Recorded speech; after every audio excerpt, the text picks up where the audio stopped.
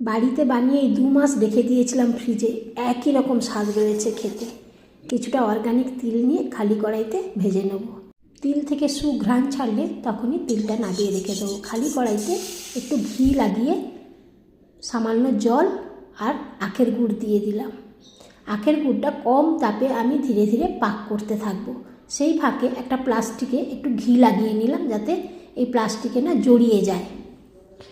গুড় সুন্দর পাক হয়ে গেছে, ভীষণ সুন্দর ঘ্রাণ আসছে। মুচমুচে করার জন্য একটু খাওয়ার সোডা দিয়ে দিলাম, এতে মুচমুচেও হয় আর রঙটাও খুব ভালো হয়। গ্যাসটা বন্ধ করে দিয়েই ভেজে রাখা তিল দিয়ে ভালো করে গুড়ের সাথে মিশিয়ে নিয়ে ঘি মাখা প্লাস্টিকের উপরে দিয়ে হাত দিয়ে চেপে দেবো গরম অবস্থাতেই।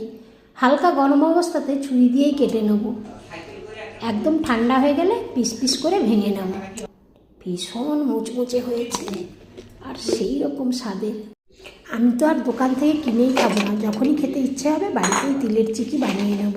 আর অতিথিদের জন্য সংরক্ষণ করে রেখে দিলাম।